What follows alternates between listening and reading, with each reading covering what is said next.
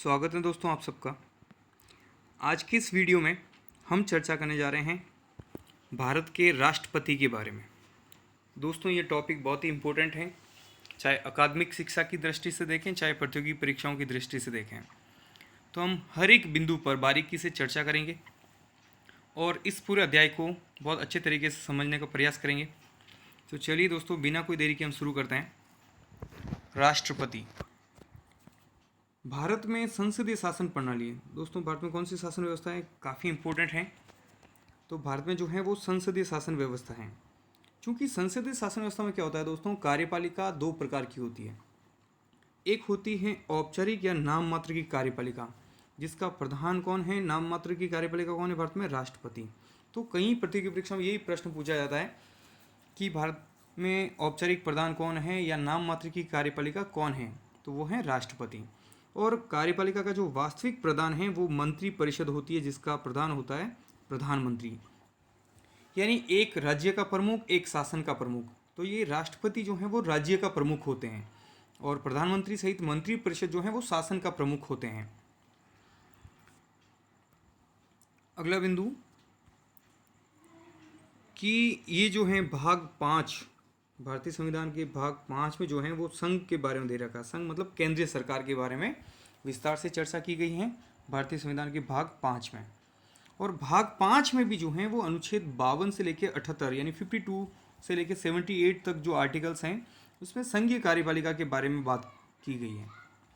तो संघीय कार्यपालिका के बारे में बात जो है, ऐसे ही दोस्तों अनुच्छेद याद करने का सबसे बढ़िया तरीका यही है कि आपको ग्रुपिंग ज्ञान होनी चाहिए कि 52 से जो है 78 तक ये कार्यपालिका के बारे में है। तो इस तरह से अगर आप ग्रुपिंग में भी याद करते हो तो बहुत इजी रहेगा। अब देखते हैं कि संघीय कार्यपालिका में कौन कौन होते हैं। क्या सिर्फ राष्ट्रपति हैं या प्रधानमंत्री हैं, तो कौन कौन है। ऐसे भी कई बार ऑब्जेक्टिव टाइप में प्रश्न आता है कि निम्नलिखित में से कौन संघीय कार्यपालिका का हिस्सा नहीं है ना, तो बहुत अच्छा प्रश्न बनता है। तो संघीय कार्यपालिका में राष्ट्रपति, उपराष्ट्रपति, प्रधानमंत्री और मंत्रिपरिषद, यानी सभी केंद्र में जो मंत्री होते हैं, मंत्रिपरिषद और मंत्रिमंडल, ये दो अलग चीज़ें हैं दोस्तों। हम आगे की वीडियो में मैं इसको क्लियर करूंगा जब प्रधानमंत्री वाला चैप्टर लेंगे। फिलहाल आप इतना ध्यान रखिए कि मंत्रिपरिषद और महान्यायवादी। तो राष्ट्रपति, उपराष्ट्रपति, प्रधानमंत्री, मंत्रिपरिषद और महान्यायवादी, ये जो हैं वो कार्यपालिका है। इसके साथ ही दोस्तों एक स्थायी कार्यपालिका होती है जो सरकारी अधिकारी होते हैं सभी। तो इन सब के बारे में जो विवरण है आर्टिकल 52 से लेकर 78 तक हैं। अब अगला कि भारत के जो राष्ट्रपति हैं वो राष्ट्र की एकता, अखंडता और सुदृढ़ता का प्रतीक हैं। यानी हमारे जो देश के राष्ट्रपति हैं वो हमारे राष्ट्र की एकता, अखंडता और उसकी जो सुदृढ़ता है उसके प्रतीक हैं। हमारे राष्ट्रपति देश के प्रथम नागरिक होते हैं। ये भी कई जो बेसिक एग्जाम्स होते हैं दोस्तों, BSTC वगैरह, उसमें कई बार ऐसा प्रश्न पूछा जाता है कि देश का प्रथम नागरिक होता है, इस तरह से प्रश्न आए हुए हैं। और तीनों सेनाओं का प्रधान सेनापति भी राष्ट्रपति होते हैं। और जो तीनों सेनाओं के सेनापति होते हैं या सेना प्रमुख जो होते हैं उनकी नियुक्ति भी राष्ट्रपति करते हैं। हम वहाँ पे पढ़ेंगे आगे, लेकिन फिलहाल राष्ट्रपति की पोजीशन के बारे में हम देख रहे हैं। अब दोस्तों शुरू करते हैं कि राष्ट्रपति के बारे में। तो आर्टिकल 52 यानी अनुच्छेद 52 क्या कहता है कि भारत के लिए एक राष्ट्रपति होगा, यानी भारत के लिए एक राष्ट्रपति होगा। ध्यान दीजिए इस शब्दावली की तरफ, एक राष्ट्रपति। ये बात कहाँ लिखी हुई है इंडियन कॉन्स्टिट्यूशन में, तो आर्टिकल 52 जो है वो ये बात करता है कि भारत के लिए एक राष्ट्रपति होगा। आर्टिकल 53 अनुच्छेद 53 ये कहता है दोस्तों कि संघ की समस्त कार्यपालिका शक्ति राष्ट्रपति में निहित होगी, जिसका प्रयोग वह स्वयं या अपने अधीनस्थों के माध्यम से करेगा। यानी अनुच्छेद 53 ये कहता है कि संघ की जो कार्यपालिका शक्तियां हैं, कार्यपालिका शक्तियों का तात्पर्य है कि जो विधि विधान, जो नियम व्यवस्थापिका बनाती है उनको लागू करने का काम कार्यपालिका करती है। तो संविधान जो है कार्यपालिका शक्ति सौंपते हैं राष्ट्रपति को, और साथ ही ये कहते हैं कि इसका प्रयोग राष्ट्रपति स्वयं या फिर अपने अधीनस्थों के माध्यम से करेगा। तो इस आर्टिकल को पढ़ने के बाद दोस्तों ऐसा लग रहा है कि भारत में जो सबसे पावरफुल अगर कोई पर्सन है तो वो राष्ट्रपति है। अगर आप केवल और केवल आर्टिकल 53 पढ़ते हो तो, लेकिन ये इनफ नहीं है दोस्तों। इसके साथ जब हम आर्टिकल 74 पढ़ेंगे तब हमें यकीन होता है कि यहाँ पे जो पावरफुल हैं दिखाया गया राष्ट्रपति को, लेकिन ये वास्तविक जो शक्तियाँ हैं वो मंत्री परिषद को प्राप्त होती हैं, और मंत्री परिषद का जो प्रधान है वो प्रधानमंत्री होता है। तो संघ की कार्यपालिका शक्ति संविधान किसको सौंपता है? राष्ट्रपति को सौंपता है। अब देखते हैं राष्ट्रपति। तो सबसे पहले राष्ट्रपति बनने के लिए योग्यता क्या है होनी चाहिए, या कौन व्यक्ति राष्ट्रपति बन सकता है, ये हम देखेंगे। योग्यता, वह भारत का नागरिक हो, यानी भारत का राष्ट्रपति बनने के लिए जो पहली शर्त कह सकते हैं, पहली योग्यता जो होनी चाहिए किसी इंसान में, वो है दोस्तों भारत का नागरिक हो। दोस्तों मैं यहाँ पे क्लियर कर दूँ कि भारत का नागरिक का तात्पर्य कभी भी ऐसा नहीं है कि जन्मजात भारत का नागरिक हो। भारतीय संविधान केवल इतना सा कहता है कि वो भारतीय नागरिक हो, यानी कहने का तात्पर्य मेरा ये है कि अगर कोई विदेशी व्यक्ति यहाँ पे आता है और वो भारत की नागरिकता ले लेता है, तो वो भी जो है राष्ट्रपति का चुनाव लड़ सकता है, वह भी भारत का राष्ट्रपति बन सकता है।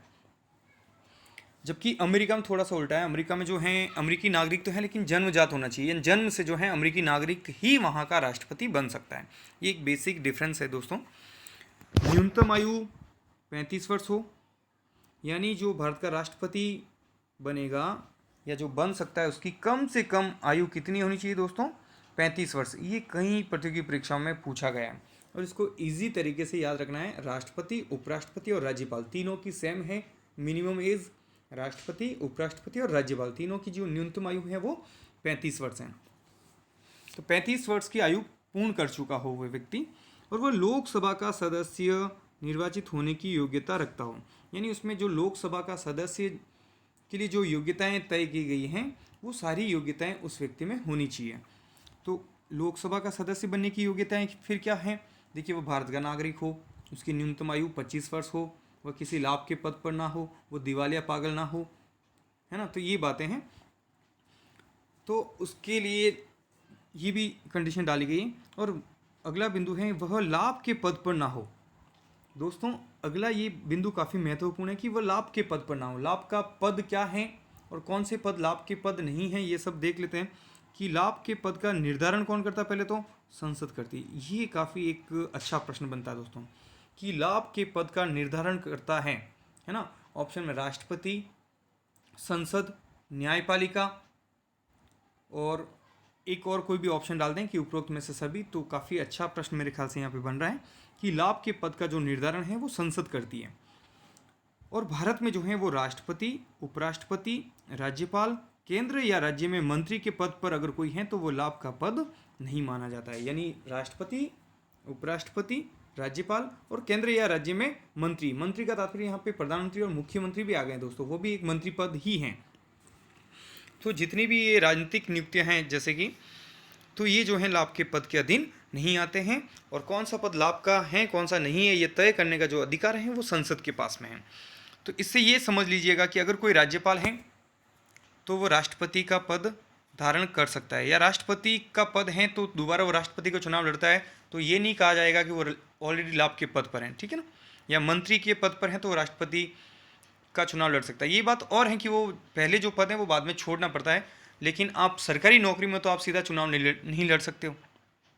आपको पहले वहाँ से रिज़ाइन करना पड़ेगा, आपको बताना पड़ेगा कि मैं लाभ के पद पर नहीं हूँ, क्योंकि जो सरकारी पद हैं, सरकारी नौकरी जो है वो लाभ का पद काउंट होता है। या कोई कंपनी का CEO वगैरह, ये जो चीज़ें हैं। तो ये बात ध्यान में रखना दोस्तों, लाभ के पद का निर्धारण संसद करती है। तो ये तो हो गई योग्यताएं। अब भारत के राष्ट्रपति का जो निर्वाचन है, भारत के राष्ट्रपति का निर्वाचन जो है दोस्तों वो कौन करवाता है?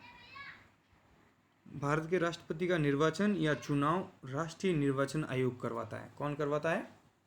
राष्ट्रीय निर्वाचन आयोग। भारत के जो राष्ट्रपति का चुनाव है दोस्तों वो अप्रत्यक्ष होता है। अप्रत्यक्ष का तात्पर्य यहाँ पे ये है कि जो सीधा जनता है, सार्वभौमिक वयस्क मताधिकार के आधार पर जो हम मतदाता हैं कि एक 18 वर्ष के आयु पूर्ण करने के बाद हम मत दे सकते हैं, तो वो लोग जो है राष्ट्रपति के चुनाव में भाग नहीं लेते हैं। तो अप्रत्यक्ष का तात्पर्य है कि हम जिन प्रतिनिधियों को चुनते हैं वो प्रतिनिधि राष्ट्रपति का चुनाव करेंगे। यानी राष्ट्रपति को हम सीधा नहीं चुनते हैं, हम पहले कुछ प्रतिनिधि चुनते हैं और वो चुने हुए प्रतिनिधि फिर राष्ट्रपति को चुनते हैं। और राष्ट्रपति का जो चुनाव है वो एक निर्वाचक मंडल द्वारा होगा। निर्वाचक मंडल का तात्पर्य ये है दोस्तों कि एक समूह होगा, इस समूह में कुछ लोग होंगे, एक लिस्ट तैयार होगी, ये लोग राष्ट्रपति को चुनेंगे, तो ये कहलाता है राष्ट्रपति का निर्वाचक मंडल। इसके जो उल्लेख हैं अनुच्छेद 54 में है, आर्टिकल 54 में। अब इस निर्वाचक मंडल में कौन कौन है वो भी हम देख लेते हैं। तो संसद के निर्वाचित सदस्य, संसद के निर्वाचित सदस्य का तात्पर्य सीधा सीधा दोस्तों ये है, अगर बेसिक बात करूं, मैं बिल्कुल ज़मीनी बात करूं, तो संसद का तात्पर्य है कि संसद का मतलब लोकसभा और राज्यसभा दोनों से है, दोनों सदनों की बात कॉमन की जा रही है। जब संसद की बात हो गई तो इसका मतलब ये भी है कि उसमें लोकसभा भी है और उसमें राज्यसभा भी है। तो यहाँ पे बात कही गई कि संसद के निर्वाचित सदस्य, इसका तात्पर्य है कि लोकसभा के निर्वाचित सदस्य और राज्यसभा के निर्वाचित सदस्य। इसमें भी एक गहन बात है दोस्तों, निर्वाचित सदस्य का तात्पर्य है कि चुने हुए सदस्य, यानी जो सदस्य मनोनीत होकर आते हैं, नॉमिनेट होकर आते हैं, वो राष्ट्रपति के इलेक्शन में भाग नहीं लेते हैं। ये इतना सा आपको ध्यान में रखना है। तो संसद के सभी निर्वाचित सदस्य, राज्य विधानसभा के निर्वाचित सदस्य, राज्य विधानसभा का तात्पर्य यहाँ सभी राज्य की विधानसभाओं, यानी भारत में जितनी भी विधानसभाएं जिस जिस राज्य में हैं तो उस विधानसभा के सभी निर्वाचित सदस्य, केंद्र शासित प्रदेश की विधानसभाओं के निर्वाचित सदस्य, तो जहाँ पर केंद्र शासित प्रदेश हैं उन क्षेत्रों में सभी लोग जो हैं राष्ट्रपति के चुनाव में भाग नहीं लेते हैं, वहाँ पर विधानसभा होनी चाहिए और विधानसभा के चुने हुए सदस्य जो हैं वो राष्ट्रपति के इलेक्शन में वोट डालते हैं। तो इसका मतलब क्या हुआ कि एक तो मनोनीत सदस्य वोट नहीं डालते हैं और एक जहाँ जहाँ विधान परिषद है वो सदस्य वोट नहीं डालते हैं राष्ट्रपति के इलेक्शन में। तो अब आपको समझ में आ गया होगा दोस्तों कि निर्वाचक मंडल में कौन कौन है। संसद के निर्वाचित सदस्य, सभी राज्यों की जो विधानसभा हैं उनके निर्वाचित सदस्य और केंद्र शासित प्रदेशों में जहाँ जहाँ विधानसभा हैं उनके चुने हुए सदस्य या निर्वाचित सदस्य। तो ये हो गया राष्ट्रपति चुनाव कौन करवाता है और कौन चुनते हैं। अब चुनाव की प्रक्रिया हम शुरू करते हैं। कैसे चुना जाता है, क्या हम में से कोई भी व्यक्ति चुनाव में सीधा खड़ा हो सकता है दोस्तों? तो इसकी भी कुछ शर्तें हैं, कुछ बातें हैं, देखते हैं कि क्योंकि हर कोई व्यक्ति तो चुनाव नहीं लड़ सकता है। आप और मैं से कोई भी अगर कल को चाहें कि मैं राष्ट्रपति का चुनाव लड़ूं तो ऐसे आप सीधे नामांकन नहीं भर सकते हो। राष्ट्रपति का चुनाव लड़ने के लिए 50 चाहिए प्रस्तावक, 50 चाहिए अनुमोदक, यानी कुल मिला के 100 वोट तो आपके पास में पहले से होने चाहिए। 100 वोटों का तात्पर्य ये नहीं कि अपने आसपास गली मोहल्ले में या रहने वाले जो लोग हैं उनका कतई मतलब ये नहीं कि वोटर लिस्ट में नाम है, ये तो वोट देते हैं, सरपंच के वोट देते हैं, नगर पालिका नगर परिषद के वोट देते हैं सर, तो क्या ये भाग ले सकते हैं? नहीं, ये वो लोग हैं जो निर्वाचक मंडल में से होने चाहिए। निर्वाचक मंडल में मतलब हमने अभी चर्चा की है, जो राष्ट्रपति के चुनाव में वोट डालेंगे उन्हीं में से 100 वोट उसके पास पहले से होने चाहिए। 50 लोग उनके नाम का प्रस्ताव रखेंगे और 50 ही लोग जो हैं उनका अनुमोदन करेंगे, तब जाके उसका नामांकन स्वीकार होता है। यानी कम से कम इसका मतलब ये हुआ दोस्तों कि कोई भी गैर जिम्मेदार व्यक्ति को हतोत्साहित करने के लिए प्रक्रिया अपनाई गई कि ताकि कल को कोई भी उठ के ये नहीं आ जाए कि मैं राष्ट्रपति का चुनाव लड़ रहा हूँ। एक मर्यादापूर्वक एक पद है, कल को 100 200 2000 लोग उठ के आ जाएंगे, चलो कुछ नहीं हम तो बैठे हैं राष्ट्रपति का चुनाव लड़के आते हैं। जैसे सरपंच के चुनाव में होता है, वार्ड पंच के चुनाव में होता है, कोई भी खड़ा हो जाता है, कोई भी खड़ा हो सकता है, ये हमारा लोकतांत्रिक अधिकार है। राष्ट्रपति के चुनाव में भी खड़े हो सकते हो, लेकिन ये है कि गंभीर होना चाहिए वो व्यक्तित्व। तो वो व्यक्तित्व गंभीर हो इसके लिए कहा गया है कि आपके पास में मिनिमम इतने वोट तो होने चाहिए, तो आप अपना नामांकन दाखिल कर सकते हो। 1997 तक जो है दोस्त तो अनुमोदक और प्रस्तावक की संख्या 10 थी, फिर ये बढ़ा दी गई है ताकि ऐसा नहीं कि केवल 20 वोट वाले उठ के आएँ और ये नामांकन भर दें। तो और इसको सीरियस बनाने के लिए इस चुनाव को कि केवल जो जीत सकता है, जो सीरियस हैं, वही व्यक्ति आगे आएँ। और जमानत राशि जो है दोस्तों 15,000 कर दी गई। 15,000 का तात्पर्य, जमानत राशि का मतलब ये है कि जब हम चुनाव लड़ते हैं तो एक जमानत राशि जमा करवानी होती है। नॉर्मल इलेक्शन में ये आरओ के पास में जमा होती है, रिटर्निंग ऑफिसर के पास में, लेकिन राष्ट्रपति के चुनाव में ये जाती है आरबीआई के पास में। किसके पास जमा होती है? क्या है ये जमानत राशि? कि कोई भी व्यक्ति मान लो राष्ट्रपति के चुनाव में खड़ा हुआ, उसने चुनाव लड़ा और अगर उसे कुल वैध मतों का अगर 1/6 भाग प्राप्त नहीं होता है, यानी मान लो हर 6 में से 1 वोट उसे नहीं मिलता है, तो उसकी जो जमानत राशि है वो जब्त हो जाती है। आपने कई बार सुना होगा कि उसकी तो जमानत जब्त हो गई, यानी जो एक मिनिमम क्राइटेरिया कि इतने वोट तो मिलने चाहिए किसी उम्मीदवार को, वो भी अगर नहीं मिलते हैं तो उसकी जमानत जब्त कही जाती है। तो राष्ट्रपति के चुनाव में भी होती है। और जो जमानत राशि है दोस्तों वो 15,000 है, और 1997 से पहले 2500 रुपये थे। तो इसका मतलब ये हुआ कि 1997 वह सन है जब राष्ट्रपति के चुनाव को लेकर बहुत सारी बातें चेंज की गई, जैसे अनुमोदक और प्रस्तावक और जमानत राशि, ये 3 बातों में फेरबदल किया गया है। तो अब यहाँ तक तो आपकी क्लियर हो गया होगा दोस्तों कि राष्ट्रपति की चुनाव योग्यता क्या है, चुनाव में कौन कौन भाग लेते हैं, प्रस्तावक, अनुमोदक और जमानत राशि, चुनाव कौन करवाता है, कब जमानत राशि जब्त होती है। अब हम आगे देखते हैं कि निर्वाचन की प्रक्रिया कैसी है, राष्ट्रपति का चुनाव कैसे होता है। हमने ये देख लिया कि कौन व्यक्ति चुनाव लड़ सकता है, कैसे नामांकन होते हैं, कितनी सीटें चाहिए अपने को नामांकन दाखिल करने के लिए। अब राष्ट्रपति का चुनाव कैसे होता है, तो चुनाव की जो प्रक्रिया है दोस्तों वो अनुच्छेद 55 में उल्लेखित है। तो प्रक्रिया 55 में इजीली आप याद रख सकते हो, प से प मिलाइए। ये कुछ बातें हैं दोस्तों, रटना नहीं कहूँगा मैं, कुछ बातें अगर इजीली हमारे दिमाग में बैठती हैं तो बैठने देना चाहिए। तो निर्वाचन की प्रक्रिया, तो प्रक्रिया 55 में मतलब अनुच्छेद 55 में राष्ट्रपति के निर्वाचन की प्रक्रिया प्रोसेस दे रखी है। तो राष्ट्रपति का जो चुनाव है दोस्तों, चुनाव प्रणाली वो आनुपातिक प्रतिनिधित्व की एकल संक्रमणीय मत पद्धति है। आनुपातिक प्रतिनिधित्व की एकल संक्रमणीय मत पद्धति है। इसमें वोटों का ट्रांसफर होते हैं दोस्तों। कैसे होता है पूरा हम डिटेल के साथ यहाँ पे चर्चा करेंगे। फिलहाल आप इतना सा ध्यान रखिए कि वोटों का संक्रमण होता है, ट्रांसफर होते हैं ना। राष्ट्रपति का चुनाव होता है दोस्तों गुप्त मतदान द्वारा। कैसे होता है, गुप्त मतदान। और राष्ट्रपति का चुनाव जो है उनसे संबंधित कोई विधि है या उसमें विधि में बदलाव करना है या नई विधि बनानी है या नया कोई कानून बनाना है राष्ट्रपति के चुनाव से संबंधित, उसमें किसी भी प्रकार का बदलाव करना है तो ये जो शक्ति है दोस्तों ये संसद के पास में है, भारतीय संसद के पास में है कि वह राष्ट्रपति चुनाव से संबंधित नियम विनियम कुछ भी बनाना चाहें, कुछ भी चेंज करना चाहें तो कर सकते हैं। जैसे उदाहरण के तौर पर राष्ट्रपति के चुनाव के लिए न्यूनतम आयु 35 वर्ष है। अगर इसको ये चाहें कि घटा के हम युवा राष्ट्रपति चुने 30 वर्ष करना चाहें तो कौन बदलाव करेगा, ये भारतीय संसद कर सकती है दोस्तों। ठीक है ना। अब देखते हैं, अब आपको इतना तो क्लियर हो गया कि राष्ट्रपति का चुनाव अप्रत्यक्ष होता है, गुप्त मतदान द्वारा होता है, और संसद के चुने हुए सदस्य, विधानसभाओं के चुने हुए सदस्य, चाहे वो केंद्र हो या केंद्र शासित प्रदेश हो, वो लोग वोट देते हैं। तो उनके वोट की वैल्यू क्या है, क्या सभी का वोट बराबर होता है? एक उत्तर प्रदेश का एक एमएलए वोट दे रहा है, एक राजस्थान का दे रहा है, एक सिक्किम का दे रहा है, एक गुजरात का दे रहा है, एक केरल का दे रहा है, क्या सभी की वोट वैल्यू बराबर होगी? क्या एक सांसद की वोट वैल्यू बराबर होगी? नहीं दोस्तों, सबका जो है मत मूल्य अलग है। संविधान में इस प्रकार से व्यवस्था की गई है कि प्रत्येक राज्य हैं वो वहाँ की जनसंख्या को देखकर वहाँ की जो विधानसभा के चुने हुए सदस्य हैं उनकी इस प्रकार से व्यवस्था हो कि प्रत्येक विधायक का मत मूल्य एक राज्य में बराबर हो और जनसंख्या के अनुपात में हो। तो ये चीज़ फिक्स करने के लिए मत का मूल्य है उसका निर्धारण किया गया है दोस्तों। कैसे? जैसे एक विधायक का मत मूल्य निकालना है, बात करते हैं। एक विधायक दोस्तों उसको कहते हैं जो विधानमंडल का सदस्य होता है। तो एक चूंकि एमएलए वोट करने जाता है तो उस एमएलए की जो वोट वैल्यू वो कैसे चेक करेंगे हम कि राज्य की कुल जनसंख्या कितनी है। जैसे किसी भी राज्य के विधायक का मत मूल्य निकालना तो उस राज्य की कुल जो जनसंख्या वो ऊपर लिखते हैं, फिर उस राज्य की जो विधानसभा के निर्वाचित कुल सदस्य संख्या कितने वो हम नीचे लिखेंगे यानी भाजक में, और भाजक 1000। तो सूत्र कैसे बना, एक विधायक का मत मूल्य बराबर, ये भी प्रश्न आया हुआ दोस्तों RS प्री में, इस प्रकार के प्रश्न पूछे गए हैं कि ये जो मत मूल्य का निर्धारण है एक विधायक का कैसे निकालते हैं।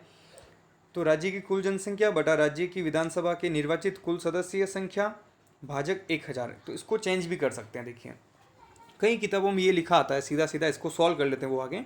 राज्य की कुल जनसंख्या बटा राज्य विधानसभा के निर्वाचित कुल सदस्य, और यहाँ पे जो भाजक है इसको गुणा में तब्दील करके 1/1000 भी कर सकते हैं।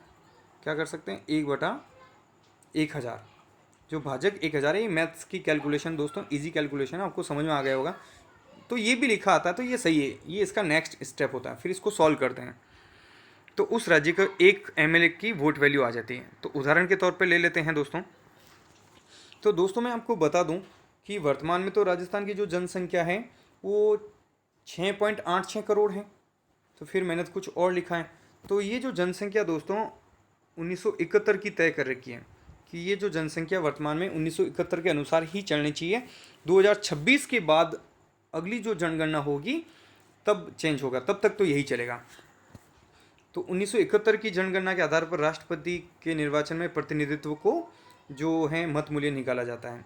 तो 1971 में जो राजस्थान की जनसंख्या थी दोस्तों 2,57,65,806। वर्तमान में राजस्थान में निर्वाचित विधायक कितने हैं? ध्यान रखना दोस्तों, जनसंख्या लिखनी है 1971 वाली, एमएलए लिखने हैं वर्तमान वाले। तो वर्तमान में 200 एमएलए हैं, भाजक 1000। तो इस मैथ्स को कैलकुलेशन करते हैं, तो कैलकुलेट करने के बाद जो आंसर आता है 128.82। तो देखिए पॉइंट के बाद में 82 यानी 50 से ज़्यादा, 0.50 से ज़्यादा है तो नेक्स्ट काउंट हो जाता है, यानी 128.82 है तो ये काउंट हो गया 129। तो वर्तमान में राष्ट्रपति के चुनाव में राजस्थान के एक एमएलए का जो मत मूल्य है वो है 129। तो फिर इस प्रकार हम पूरे राजस्थान के मत मूल्य को निकाल सकते हैं। जैसे एक एमएलए का मत मूल्य 129 है तो राजस्थान के टोटल एमएलए का मत मूल्य कितना होगा? तो 200 से मल्टीप्लाई कर देंगे, ये होगा तो टोटल राजस्थान के एमएलए की वोट वैल्यू।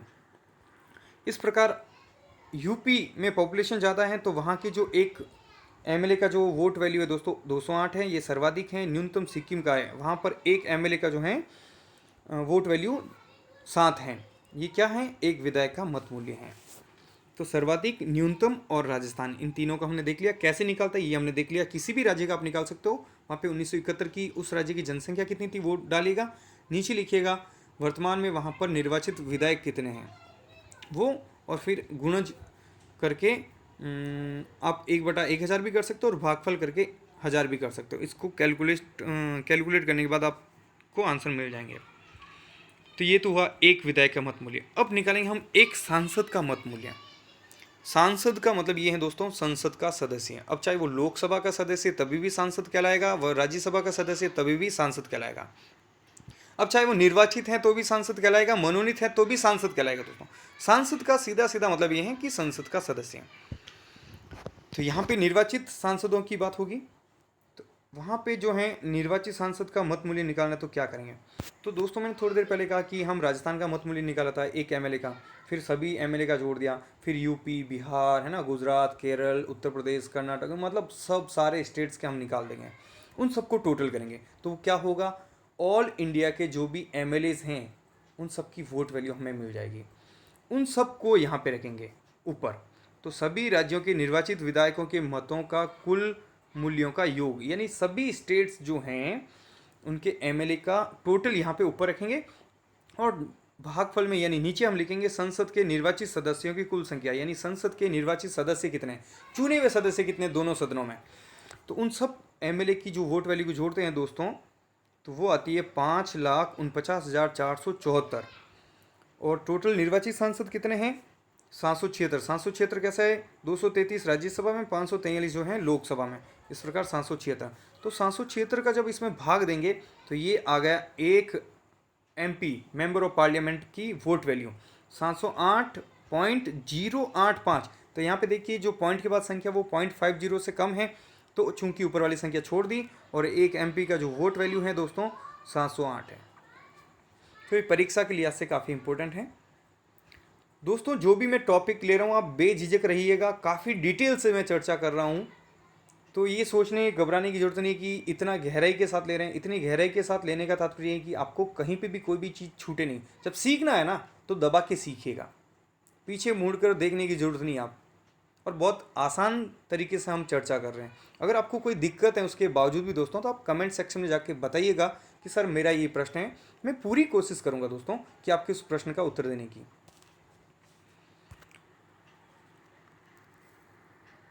अब हम देखते हैं कि राष्ट्रपति का चुनाव कैसे होता है। तो दोस्तों राष्ट्रपति का चुनाव ईवीएम से नहीं होता है। सबसे पहली बात तो इलेक्ट्रॉनिक जो वोटिंग मशीन है उससे नहीं होता है।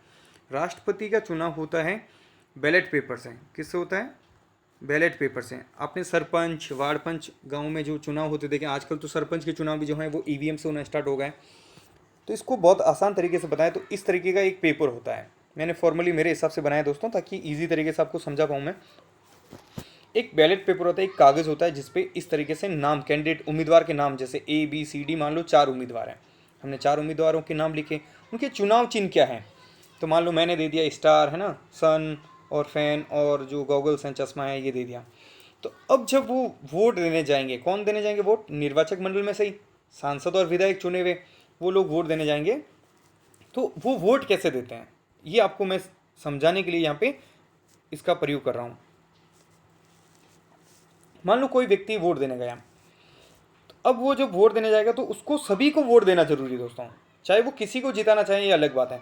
मान लो कि मैं वोट देने गया, तो मुझे चारों को वरीयता देनी है, क्रम से नंबर देने हैं कि मैं सबसे ज़्यादा, जैसे मैं चाह रहा हूँ कि मेरे हिसाब से तो जो है वो बी जीतना चाहिए, तो बी के सामने मैंने ए लिख दिया। अगर बी नहीं जीता तो कौन जीतना चाहिए मेरे हिसाब से? हम होता है ना, प्रायोरिटी रखते हैं कि यार सबसे पहले तो ये आदमी सबसे अच्छा है, ये नहीं बना तो बी नहीं बना, तो उसके बाद मैं सोचूंगा यार बी नहीं बने तो फिर मेरे हिसाब से तो डी अच्छा आदमी है, ये बनना चाहिए। ठीक है, ये भी नहीं बना तो तीसरे नंबर पे मैं सोच रहा हूँ कि यार चलो ए को रखता हूँ, ये ठीक आदमी है, और जो सबसे कम पसंद है उसको आखिर में रखते हैं। तो जितने भी उम्मीदवार हैं उतने क्रमांक आपको सामने दर्शाना जरूरी है, और अपनी पसंद से दर्शाना है, ये आपकी चॉइस है, यही आपका वोट है। जहाँ पे गिनती होगी सबसे पहले नंबर 1 की काउंटिंग होगी।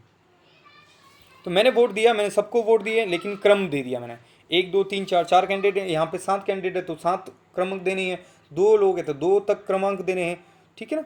और इसे कहते हैं बैलेट पेपर। तो बैलेट पेपर से होता है, और ऐसे पेन से वो नंबर डालते हैं। जिस उम्मीदवार को आप जिताना चाहते हो उसको सबसे अपनी पसंद के साथ नंबर 1 पे रखिए, फिर नंबर 2, नंबर 3, नंबर 4, इस तरह से हम घटती हुई पसंद को अपन प्रदर्शन करते हैं वहाँ पे। अब आपने वोट दे दिया, ऐसे बैलेट पेपर एक तरफ हो जाते हैं, खोले जाते हैं, उन्हें उनकी गिनती होगी। अब उनकी गिनती कैसे होती है, कैसे जीतेगा कोई व्यक्ति, ये भी हम देख लेते हैं। दोस्तों मैं कह रहा हूँ आपको, मैं गारंटी कभी नहीं लेता हूँ, मैं कभी एक ऐसे ठोस दावे भी नहीं करता हूँ, लेकिन मेरी पूरी कोशिश है कि ये जितने भी ऑनलाइन चैनल्स चल रहे हैं, मैं बहुत कोशिश कर रहा हूँ कि इतना आसान तरीके से ये चीज़ें आपकी पहुँच में रखने की कोशिश कर रहा हूँ कि और आपको नहीं मिलेंगी इतने इजी तरीके से। काफ़ी कॉम्प्लिकेटेड चीज़ें हैं, काफ़ी जटिल चीज़ें हैं ये। तो ये इस तरीके से राष्ट्रपति का चुनाव होता है। अब देखिए कि फिर राष्ट्रपति का तय कैसे होता है कि वो जीतता कौन है, और कैसे पता चलता है कि कौन जीतेगा, उनकी काउंटिंग कैसे होती है, ये भी हम देख लेते हैं। फिर राष्ट्रपति के चुनाव की मतगणना होती है। तो पहले तो ये फिक्स किया जाता है कि कितने वोट प्राप्त करने के बाद आदमी जीतेगा, यानी कैसे पता चलेगा। अपने नॉर्मल इलेक्शन में क्या होता है दोस्तों, जैसे सरपंच हैं, लोकसभा विधानसभा के चुनाव में लोग नॉर्मली वोट देने जाते हैं, जब ईवीएम खुलती है तो उनके कैंडिडेट के नाम लिख देते हैं और सामने टोटल वोट लिख देते हैं, और सबसे ज़्यादा वोट मिलने वालों को जीत दर्ज हो जाती है उसके नाम, या उसको जीता हुआ अभ्यर्थी घोषित कर दिया जाता है। जैसे कोई 3 लोग हैं, एक को 40 मिले, एक को 35 मिले, और बाकी को बचे हुए वोट मिले, तो किसी को भी जो है स्पष्ट बहुमत नहीं मिला, लेकिन फिर भी क्या होता है, 40 वोट वाला जीत जाता है। भले ही उसे 60 लोगों ने पसंद नहीं किया, आधे से ज़्यादा लोग उसके खिलाफ थे, लेकिन वो तो जीता है। यही हो रहा है। तो राष्ट्रपति के चुनाव में थोड़ा सा अलग अपनाया गया है। राष्ट्रपति के चुनाव में है कि नहीं, मिनिमम जो है वो तो आपको वोट हासिल करना ही होगा। तो इसे कहते हैं न्यूनतम कोटा, कि इतने वोट तो आपको प्राप्त करना जरूरी है। और वो कितना होता है, 50% से ज़्यादा, यानी आधे से अधिक वोट मिलेंगे तभी राष्ट्रपति चुना जाएगा। तो अगर सारे लोग अगर खड़े हो जाएं, तो एक तरीका तो ये है कि सारे लोग खड़े हो जाएं, और जिसको भी वोट मिले हैं आधे से ज़्यादा नहीं मिले तो बाकी 2 उम्मीदवारों को रोको, बाकी सबको हटा दो, उनके बीच में फिर से इलेक्शन करवाओ। और नहीं तो फिर एक जटिल प्रणाली है, बट अच्छी प्रणाली है, तो उसका सहारा हम ले सकते हैं, जिसे कहते हैं एकल संक्रमण की जो है मतों का ट्रांसफ़र होता है। उसमें न्यूनतम कोटा उसमें प्राप्त करना जरूरी है। तो न्यूनतम कोटा कैसे प्राप्त करेंगे, कैसे चेक करेंगे, तो कुल वैध मतों की संख्या, वैध मत, ध्यान रखना दोस्तों, ये शब्द पे जाना, वैध मत। वैध मत का मतलब है कुल मान लो 100 लोगों ने वोट डाला, 100 में से 4 आदमी गए जिन्होंने क्रमांक दिए ही नहीं, पसंद डाली ही नहीं, बैलेट पेपर खाली था, खाली का खाली ला के बॉक्स में डाल दिया। तो जब वो काउंटिंग हो किया, उस बैलेट पेपर को गिना जाएगा तो उसका वोट किसको गया पता ही नहीं चल रहा है, या उसने नंबर डाला, 1 नंबर डाला, 2 अभ्यर्थियों के बीच में डाल दिया बराबर, तो पता नहीं चल रहा वो 1 का है या 2 का है। तो ऐसे मतों को जो सही तरीके से नहीं है उसको खारिज करते हैं, सबसे पहले रफ कर देते हैं कि ये हटाओ। फिर जो फेयर वोट हैं उनको एक तरफ, तो वो माने जाते हैं वैध मत। तो कुल वैध मतों की संख्या ऊपर लिखते हैं। फिर कुल स्थानों की संख्या, कुल स्थानों की संख्या मतलब कितने लोग चुने जाने, तो हमारे राष्ट्रपति हम कितना चुनते हैं, एक ही राष्ट्रपति चुनते हैं, तो वो संख्या यहाँ आएगी +1 नीचे ही है ना। फिर ओवरऑल +1, तो देखिए मान लो कि कुल 100 वोट हैं वैध मत, कुल वैध मत कितने हैं 100 बटा 1 + 1 मैंने लिखा, कुल स्थानों की संख्या यानी 1 लिखा मैंने ये। तो कितने पद चुने जाएंगे राष्ट्रपति, कितने व्यक्ति बनेंगे, एक व्यक्ति बन सकता है ना। तो 1 + 1 और ये आगे भी +1 है, तो 100 बटा 1 तरीके से क्या हो गया 2 हो गया +1, तो 2 का भाग हमने 100 में दिया तो कितना है 50 + 1 कितना हो गया 51, यानी न्यूनतम कोटा जो है दोस्तों वो कितना निकल के आया हमारे सामने 51। यानी अगर 100 वोट डाले जा रहे हैं तो राष्ट्रपति बनने के लिए आपको 51 वोट हासिल करने होंगे, तभी आप राष्ट्रपति बनोगे, अन्यथा नहीं। अब वो कैसे मिलेंगे उसको 51 वोट, वो भी चेक करते हैं, गिनती कैसे होती है वोटों की। ये भी मैंने एक टेबल बनाई है दोस्तों, जिसके माध्यम से मैंने समझाने की कोशिश करूंगा आपको। मान लो कि 2000 लोगों ने वोट डाला है, कितने लोगों ने वोट डाला है 2000, तो यहाँ पे न्यूनतम कोटा कितना होगा दोस्तों 50% +1 है ना, न्यूनतम कोटा हमने ऊपर देख लिया, 1001 वोट चाहिए राष्ट्रपति बनने के लिए। तो अब राष्ट्रपति के चुनाव की पेटी खुली, मतों की संख्या जो है वो गिनना शुरू हुआ, पहला चरण की काउंटिंग होती है, और सबसे पहले पहला चरण ही होता है दोस्तों। यहाँ पे अगर किसी उम्मीदवार को 1001 वोट मिल जाएंगे तो वो जीत जाएगा, सीधी सी बात है। तो मान लो ए को जब पेटी खोली तो अब यहाँ पे ए के सामने 400 लिखे, 400 कौन है, यानी हम सबसे पहले नंबर एक ढूंढेंगे। यानी कितने लोगों ने ए के सामने नंबर 1 लिखा, कितने लोगों ने बी के सामने नंबर 1 लिखा, कितने लोगों ने सी के सामने नंबर 1 लिखा, कितने लोगों ने डी के सामने नंबर 1 लिखा। यहाँ तक तो मेरे हिसाब से आपको क्लियर हो गया होगा। तो ए को मान लो 400 लोगों ने पसंद किया, बी को 300 लोगों ने, सी को 800 लोगों ने और डी को 500 लोगों ने। तो ये आपका पहला चरण यहाँ पे हो रहा है। तो आप देखेंगे कि किसी को भी जो है 1001 वोट नहीं मिल रहा है दोस्तों। मैंने ये जानबूझ के कम वोट रखे हैं ताकि मैं आपको समझा पाऊँ, तीसरे चरण तक मैंने खींचा इसको। तो पहले चरण में जो है किसी को भी स्पष्ट न्यूनतम कोटा नहीं मिल रहा है, तो क्या होगा यहाँ पे, तो यहाँ पे होता है दूसरे चरण की मतगणना होती है। कौन से चरण की, दूसरे चरण की मतगणना होती है। तो कैसे होती है दोस्तों वो देखते हैं हम। यहाँ पे सबसे कम वोट किसको मिले हैं, पहले तो उस इंसान को ढूंढिए। तो आपने देखा है कि सबसे कम वोट मिले 400, 300, 800, 500 यानी 300 वोट। 300 किसके हैं, बी। तो बी वाला जो उम्मीदवार है इसको दौड़ से हटा दिया जाता है कि भैया आप रेस्ट करो, अब इनके वोटों की कोई आगे गिनती नहीं होगी। अब बी को कितने वोट मिले हैं, 300 वोट। इन 300 वोटों को चेक करेंगे, क्यों, क्योंकि बी सबसे कम। अब यहाँ पे सीखना ये है या समझना ये है कि जो सबसे कम वोट प्राप्त करने वाले उम्मीदवार को यहाँ से हटा दिया जाता है और उसके वोटों में से फिर नंबर 2 चेक किया जाएगा, क्योंकि उसमें नंबर 1 तो बी को गया था, नंबर 1 तो बी को गया था ना, 300 लोगों ने नंबर 1 तो बी को दिया। अब नंबर 2 को हम चेक करते हैं कि नंबर 300 में से नंबर 2 किन किन को मिला है। तो उन 300 वोटों को चेक किया जाएगा। उन 300 वोटों में अब बी का हमने कॉलम खाली छोड़ दिया। मान लो मैं एक बार फिर से कह रहा हूँ कि 100 ए को मिला, 100 ही बी को मिला, 100 ही सी को मिला, यानी 300 वोट थे, तीनों को हमने 100 दे दिए। अब ए के पास में कितने वोट हो गए, पहले चरण में कितने थे 400, दूसरे चरण में उसको कितना है 100, अब टोटल उसके पास कितने हो गए 500 वोट। बी का हम काउंट नहीं करेंगे, 300 वोट थे, 300 ही रहेंगे, वो दौड़ से बाहर है। सी पहले चरण में 800 वोट थे, दूसरे चरण में कितना है 100 वोट आए, अब उसके पास में 800 + 100 कितने हो गए 900, अभी भी 1001 से वो दूर है। डी पहले चरण में उसके पास 500 थे, फिर 100 आए, तो कितने हो गए 600 वोट। तो दोस्तों अभी भी देखिए 1001 वोट किसी को नहीं मिला। अब हम फिर से क्या करेंगे, उसी प्रोसेस को अपनाना जो पहले चरण में अपनाया है। सबसे कम वोट किसके हैं यहाँ पे, एक के 500 हैं, एक के 900 हैं, एक के 600, यानी सबसे कम जो है वो 500 वोट है। 500 वाला उम्मीदवार कौन सा है, ए, इसको भी दौड़ से हटाइए, बी तो हट ही चुका है, अब ए को भी हटा दिया। अब दौड़ में बचे हुए सी और डी। अब इन 500 वोटों को फिर से गिनेंगे हम, और 500 वोटों में नंबर 3 को चेक करेंगे कि नंबर 3 जो है किसको दिया गया है। तो उदाहरण के तौर पे नंबर 300 में से जो है 500 में से 300 वोट दिए मान लो कि सी को, और 200 दे दिए हैं डी को। अब सी के पास कितने वोट हो गए, 900 थे और 300 जुड़ गए, कितने हो गए 500 वोट, 1200, 900 + 300 1200। क्या न्यूनतम कोटा हासिल कर लिया है, बिल्कुल सी ने कर लिया है, और डी के बनते हैं 600 + 200 800। तो दोस्तों ये एक बहुत जटिल प्रक्रिया, आप अगर थोड़ा सा कन्फ्यूज हो तो थोड़ा सा आप बैक करके एक बार फिर से समझिए, समझ में आ जाएगा। इजी है, आप इजी तरीके से समझेंगे तो बहुत आसान है ये।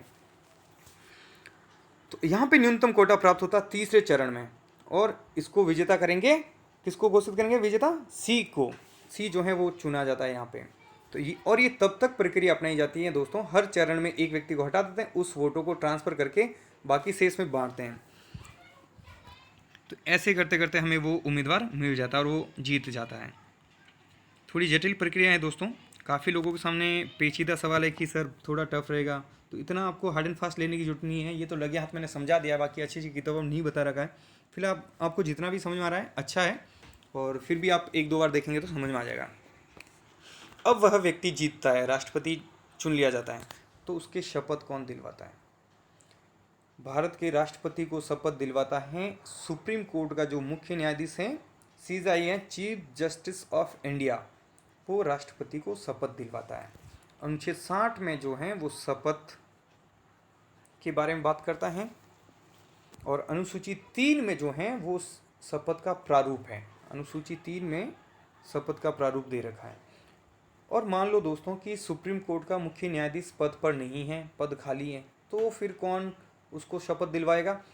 तो सुप्रीम कोर्ट में टोटल जज जो हैं वर्तमान में जैसे 34 है, सुप्रीम कोर्ट के CJI सहित, है ना। तो 34 जजों में मान लो सुप्रीम कोर्ट का वो नहीं है, CJI नहीं है, तो उसके बाद तो कोई ना कोई होगा ना जूनियर। जैसे कि एक स्कूल का प्रिंसिपल है, स्कूल के प्रिंसिपल नहीं आया तो उसके बाद में कौन होगा? कोई ना कोई टीचर है जो संभालेगा, वो भी नहीं है। मान लो 4-5 ऊपर के टीचर नहीं है, तो कोई ना कोई तो होगा ना जिसकी जिम्मेदारी सौंपी होगी कि भाई ये आपको स्कूल चलाना। तो कोई ना कोई कार्यवाहक होता है, जो भी वरिष्ठतम न्यायाधीश होगा वो राष्ट्रपति को शपथ दिलवाएगा। बात यह है कि राष्ट्रपति किस बात की शपथ लेता है? तो वह शपथ लेता है दोस्तों संविधान के संरक्षण की, यानी संविधान की रक्षा की शपथ लेता है। भारतीय जनता की सेवा और कल्याण की शपथ लेते हैं, ठीक है ना। अब मान लो राष्ट्रपति चुन लिए गए, शपथ ले ली, अब वो कितने टाइम तक पद पर रहेंगे, उनका कार्यकाल कितना है? तो राष्ट्रपति का जो कार्यकाल है दोस्तों, वो अनुच्छेद 56 इसके बारे में बात करता है। कौन सा अनुच्छेद में उल्लेख है? अनुच्छेद 56 में। राष्ट्रपति 5 वर्ष के लिए चुने जाते हैं दोस्तों। भारत में राष्ट्रपति का कार्यकाल कितना है? 5 वर्ष। और वो 5 वर्ष होते हैं पद ग्रहण की तिथि से, यानी जिस दिन वो पद को धारण करते हैं उस दिन से लेकर वो 5 साल तक पद पर बने रहेंगे। अब 5 साल से पहले वो कुछ तरीके हैं जिससे हट सकते हैं, या जैसे पद खाली होता है या तो वो अपना त्याग पत्र दे देते हैं। तो त्याग पत्र देंगे तो किसको देंगे?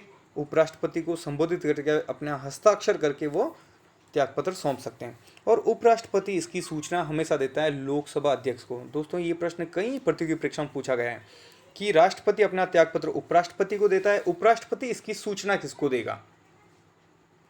लोकसभा अध्यक्ष को, प्रधानमंत्री को, सर्वोच्च न्यायालय के मुख्य न्यायाधीश को, या फिर महान्यायवादी को, या फिर महान्यायवादी को हटा के मुख्य निर्वाचन आयुक्त भी कर सकते हैं, ऑप्शन में कुछ भी दे सकते हैं।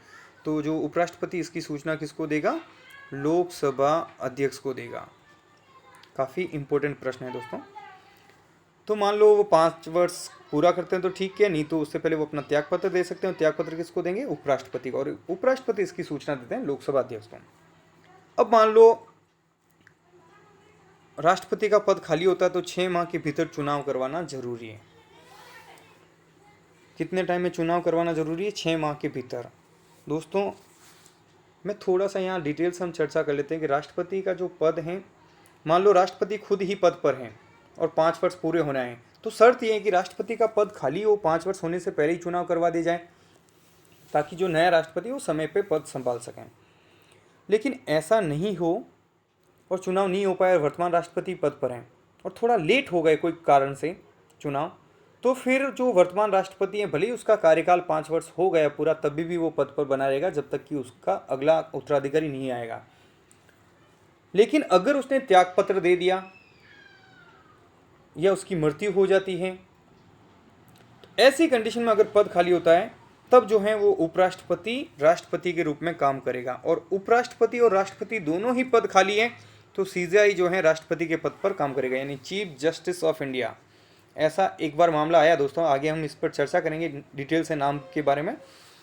और मुख्य न्यायाधीश भी नहीं है, तो जो वरिष्ठतम न्यायाधीश हैं वो ये पद संभालेगा। यानी ऐसा नहीं कि राष्ट्रपति के पद पर कोई नहीं होगा, क्योंकि मुख्य राष्ट्रपति है वो नहीं है तो उपराष्ट्रपति, उपराष्ट्रपति भी नहीं है तो मुख्य न्यायाधीश वो नहीं, तो सुप्रीम कोर्ट में 34 जज है दोस्तों, कोई ना कोई तो होगा ना, तो उस पद पर वो कार्यवाहक राष्ट्रपति के रूप में कार्य करेगा।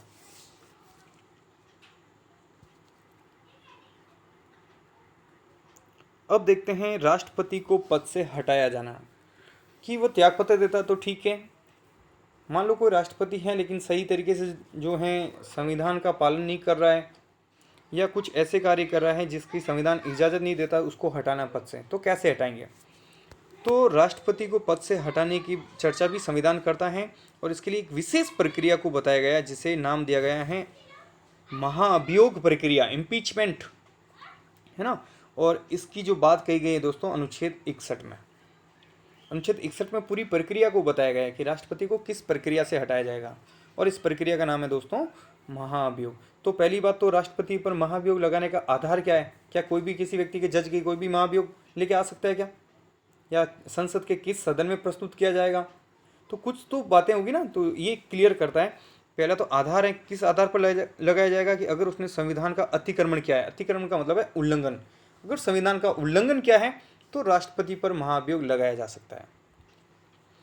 महाअभियोग एक अर्ध न्यायिक प्रक्रिया है, ये भी प्रतियोगी परीक्षा में पूछा गया दोस्तों, महाअभियोग किस प्रकार की प्रक्रिया है? अर्ध न्यायिक प्रक्रिया है। और ये कौन लगाता है? महाअभियोग लगाने की शक्ति किसके पास में है? संसद के पास में। हमारे देश में जो महाअभियोग प्रक्रिया का उल्लेख है वो हमने किस देश के संविधान से ग्रहण किया इसको? तो महाअभियोग प्रक्रिया का स्रोत क्या है दोस्तों? ये काफ़ी महत्वपूर्ण प्रश्न बनता है। यूएसए का संविधान, यूनाइटेड स्टेट्स ऑफ अमेरिका, उस देश के संविधान से हमने ये ग्रहण किया है। तो अब हम समझते हैं कि महाअभियोग प्रक्रिया लगाई कैसे जाती है। हमने ये देख लिया कहाँ लिखी हुई है, ठीक है, लगाने का आधार क्या है, किस प्रकार की प्रक्रिया वगैरह वगैरह हमने सब देख लिया। अब हम देखते हैं कि महाअभियोग लगाया कैसे जाता है। तो महाअभियोग लगाने से पहले एक तो राष्ट्रपति को 14 दिन पूर्व सूचना देना अनिवार्य, सबसे ज़रूरी चीज़ तो ये है। अगर आपने सूचना नहीं दी, राष्ट्रपति को कुछ कहा नहीं और आप सीधा लेके आ गए संसद में, आपने महाअभियोग प्रक्रिया स्टार्ट कर दी, तो वह अवैध है, आप ऐसा नहीं कर सकते हो। इसके लिए आपको 14 दिन पहले नोटिस देना पड़ेगा, राष्ट्रपति को बताना पड़ेगा कि भैया आपने ये जो है वो संविधान का उल्लंघन किया है, इसलिए हम आपको हटाना चाह रहे हैं और इसके लिए महाअभियोग प्रक्रिया हम शुरू करना चाह रहे हैं। तो जब आपने नोटिस दे दिया उसके 14 दिन निकल जाने के बाद आप ये प्रोसेस स्टार्ट कर सकते हो। आपने नोटिस दे दिया, उसके बाद संसद के किसी भी सदन में, किसी भी सदन का तात्पर्य दोस्तों किसी भी सदन में, यानी आप लोकसभा में भी ये प्रक्रिया शुरू कर सकते हो, आप राज्यसभा में भी ये प्रक्रिया शुरू कर सकते हो। लेकिन जिस सदन में आप शुरू कर रहे हो, यानी लोकसभा में कर रहे हो, तो लोकसभा के 25% यानी 1/4 जो सदस्य उनके हस्ताक्षर उस प्रस्ताव पर होना जरूरी है। यानी ऐसा नहीं कि कोई एक सन की सांसद है उसकी नहीं बन रही है राष्ट्रपति से व्यक्तिगत स्तर पर, तो कोई स्टार्ट करते, ऐसे नहीं कर सकते हैं। कम से कम 1/4 सदस्यों के हस्ताक्षर हो तभी वो प्रोसेस शुरू होगा। फिर उस प्रस्ताव पर चर्चा होती है उस सदन में विस्तार से कि क्या आधार है, क्या सही में उल्लंघन क्या है, उस पर बहस होती है, पूरी चर्चा होती है। चर्चा होने के बाद उस सदन में बहुमत के साथ, 2/3 बहुमत से, जिसमें ध्यान रखना दोस्तों निर्वाचित और मनोनीत दोनों सदस्य भाग लेते हैं, क्योंकि राष्ट्रपति के चुनाव में केवल और केवल निर्वाचित सदस्य भाग लेते हैं, जबकि हटाने में निर्वाचित लोग भी आते हैं और मनोनीत भी। एक और फर्क है, चुनने में विधानसभा के सदस्य भी आते हैं, राज्यों के केंद्र शासित प्रदेश के विधानसभा के सदस्य भी आते हैं, लेकिन हटाते समय केवल और केवल संसद के सदस्यों की बात करता है, यानी निर्वाचित और मनोनीत दोनों। उन दोनों सदस्यों की उपस्थित और मत देने वालों का 2/3 सदस्य से अगर प्रस्ताव पारित हो जाता है तो प्रस्ताव जाएगा दूसरे सदन में, और प्रस्ताव पारित नहीं होता तो वो प्रस्ताव वहीं पे खारिज हो जाता है। अब मान लो एक सदन ने पास कर दिया, मान लो लोकसभा ने पास कर दिया, तो अब मान लो राज्यसभा में गया, तो राज्यसभा अब क्या करेगा? राज्यसभा आरोपों की जांच करेगा, यानी जो राष्ट्रपति पर जो आरोप लगे हैं उन आरोपों की जांच करेंगे वो, कि राष्ट्रपति पर जो आरोप लगाए गए क्या सही में है, क्या सही में उन्होंने संविधान का उल्लंघन किया है। और यहाँ पर राष्ट्रपति भी अपना पक्ष या तो स्वयं उपस्थित होकर रख सकता है या फिर अपने किसी प्रतिनिधि को वहां भेज सकता है। इसीलिए दोस्तों महाअभियोग प्रक्रिया को अर्धन्यायिक प्रक्रिया कहा जाता है, क्योंकि आरोप लगाया जाता है, आरोपों की जांच होती है, जिसको आरोपी बनाया जाता है, जिस पे आरोप लगे उसको अपना पक्ष रखने का भी मौका मिलता है। इसीलिए महाअभियोग प्रक्रिया को अर्धन्यायिक प्रक्रिया कहा गया है। और दूसरे सदन में भी इस पर चर्चा होती है, दोनों पक्षों को सुना जाता है, उसके बाद में दूसरे सदन में भी वोटिंग होती है, और दूसरे सदन में भी अगर 2/3 बहुमत से प्रस्ताव पारित हो जाता है तो उसके बाद प्रस्ताव को कहीं किसी की स्वीकृति की जरूरत नहीं है, राष्ट्रपति को पद से हटावा मान लिया जाता है। तो ये है दोस्तों तरीका। अब देखिए, भारत के किसी भी राष्ट्रपति पर अब तक कोई भी महाभियोग नहीं लगाया गया है, यानी किसी पर भी जो है महाभियोग प्रक्रिया शुरू नहीं की गई है, एक बार भी ऐसा नहीं हुआ है। अब मान लो कि राष्ट्रपति के चुनाव से संबंधित कोई विवाद हो जाता है, तो उसका निपटारा कौन करेगा? कौन सी संस्था है जो उस मामले को सुनेगी? तो राष्ट्रपति के चुनाव से संबंधित जो विवाद हैं वो अनुच्छेद 71 उसकी बात करता है। अनुच्छेद 71 कहता है कि राष्ट्रपति और उपराष्ट्रपति के निर्वाचन के जो विवाद हैं वो सर्वोच्च न्यायालय सुनेगा। किसके क्षेत्राधिकार में आता है दोस्तों? सुप्रीम कोर्ट के, राष्ट्रपति और उपराष्ट्रपति दोनों के ही। और अगर दोस्तों निर्वाचन अवैध हैं, मान लो कोई व्यक्ति राष्ट्रपति बनता है योग्यता के साथ और बाद में मान लो उसने कोई लाभ का पद धारण कर लिया या कोई ऐसे आरोप लगते हैं, ठीक है ना, तो उसको मान लो कि उसके निर्वाचन को अवैध घोषित कर दिया, तो भी जब तक वो पद पर था और उसने जो काम किए, जो उसके द्वारा किए गए कार्य हैं वो वैध होंगे, उसके द्वारा किए गए कार्य अवैध नहीं होंगे। दोस्तों ये ध्यान रखना, काफ़ी इंपॉर्टेंट प्रश्न है, ये कथन में आते हैं फर्स्ट ग्रेड और स्कूल लेक्चर, कॉलेज लेक्चर के जो एग्ज़ाम्स हैं, नेट का एग्ज़ाम है, यहाँ पे काफ़ी डीप क्वेश्चंस आते हैं और ऐसे ही प्रश्न आते हैं। तो दोस्तों मैं एक सलाह दूंगा कि हमेशा अवधारणा क्लियर कीजिएगा, रटने की कोशिश नहीं करें, आप चीज़ों को समझिए और समझने के बाद आप उन्हें एक बार फिर से पढ़िएगा। बहुत आसान है, बहुत इजी है, और जब हम सोचते हैं ना कि इजी है मतलब इजी है, क्योंकि दोस्तों ये आपकी सोच पे डिपेंड करता है कि आप क्या सोचते हो। कुछ लोगों को कुछ चीज़ें आसान लगती है तो उनके लिए आसान है, कुछ लोगों को बहुत डिफ़िकल्ट लगता है कि नहीं ऐसे नहीं हो सकता, तो रियली में उनकी नज़र में नहीं हो सकता तो वो कर भी नहीं सकते हैं। तो ज़्यादा मैं मुद्दे से नहीं हटूँगा, बस इतना ही कहूँगा कि कॉन्फिडेंस के साथ चीज़ों को पढ़िए, तो निर्वाचन अवैध होने पर भी उसके कार्य वैध रहेंगे। एक और है दोस्तों, 1961 में एक 11वां संविधान संशोधन हुआ था, यानी हमारे संविधान में एक संशोधन हुआ। क्या हुआ? अनुच्छेद 71 में ही एक 71(4) करके एक उपखंड जोड़ा गया और उसमें ये बात लिखी गई कि अगर कोई विधानसभा भंग है या निर्वाचक मंडल में कुछ स्थान रिक्त हो तो उसका निर्वाचन अवैध नहीं होगा। इसको फॉर एग्जांपल लेके समझते हैं। मान लो दोस्तों राष्ट्रपति का चुनाव है और किसी एक राज्य की विधानसभा पूरी की पूरी भंग है वहाँ पे, मान लो उत्तर प्रदेश सबसे बड़ा स्टेट है, वहाँ की विधानसभा ही भंग है, और मान लो राजस्थान के जो हैं 20 एमएलए की पोस्ट खाली हैं, किसी ने त्याग पत्र दे दिया कि है ना कुछ हो गया है तो पोस्ट खाली। अब राष्ट्रपति का चुनाव हो गया तो कुछ लोग कोर्ट में जाएंगे कि नहीं नहीं ये तो निर्वाचन अवैध है। क्यों अवैध है? क्योंकि सबसे बड़ा स्टेट, इतने जो एमएलए हैं वो तो वोट नहीं दे पा रहे हैं, उनकी विधानसभा भंग हो रखी है, यहाँ पे सीटें खाली है। तो ये इसीलिए किया गया संविधान संशोधन कि अगर ऐसी कंडीशन आती भी है तो ये चैलेंज नहीं कर सकते, चुनाव होगा और बिल्कुल चुनाव जो है वो लीगल होगा। तो ये 11वें संविधान संशोधन के द्वारा ये व्यवस्था की गई है। अब हम बात करते हैं राष्ट्रपति के वेतन की। दोस्तों राष्ट्रपति को जो सैलरी है दोस्तों वो 5 लाख रुपए प्रति माह मिलती है। हर महीने कितने रुपए मिलते हैं? 5 लाख रुपए। और दोस्तों इस पर किसी प्रकार का कोई टैक्स नहीं है, टैक्स फ्री इनकम है इनकी। और ये बढ़ी हुई रकम जो है पहले 1.5 लाख रुपए थी, 1 अप्रैल 2018 से ही बढ़ाया गया है। और राष्ट्रपति को जो वेतन मिलता है वो संचित निधि से मिलता है। किससे मिलता है? संचित निधि से। राष्ट्रपति का वेतन के लिए जो शब्द हैं दोस्तों वो ये हैं कि राष्ट्रपति को उपलब्धियां, भत्ते और विशेषाधिकार ये इस नाम से मिलते हैं, और इसका जो उल्लेख है दूसरी अनुसूची में। यानी राष्ट्रपति के वेतन को उपलब्धियां कहा जाता है, ठीक है ना, उनके भत्ते, उनके विशेषाधिकार, और ये इनके कार्यकाल में कम नहीं किए जा सकते हैं। विशेष बात ये है कि उनके कार्यकाल में चाहे कितना ही बड़ा संकट हो, उनके कार्यकाल में कम नहीं किए जा सकते हैं। और एक निःशुल्क शासकीय आवास भी मिलता है जिसे राष्ट्रपति भवन कहते हैं, वो उन्हें निःशुल्क मिलता है। दिल्ली में है दोस्तों ये, रायसीना पहाड़ी के ऊपर।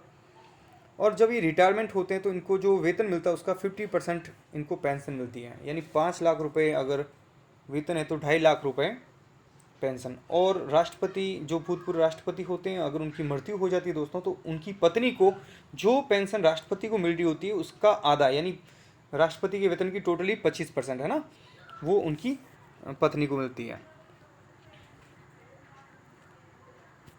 राष्ट्रपति अन्य कोई लाभ का पद धारण नहीं कर सकता है। अनुच्छेद 59 में ये बात राष्ट्रपति पद के लिए शर्तें हैं कि राष्ट्रपति और कोई पद धारण नहीं करेगा। दोस्तों मान लो कोई व्यक्ति, कोई मंत्री हैं या किसी राज्य का राज्यपाल हैं, किसी असेंबली का वो मान लो विधायक हैं, है ना, एमएलए हैं, और वो राष्ट्रपति चुन लिया जाता है। उस कंडीशन में क्या होगा, तो जिस दिन से वो राष्ट्रपति चुन लिया जाता है, पद ग्रहण करता है, तो वो पद स्वतः समाप्त मान लिया जाता है।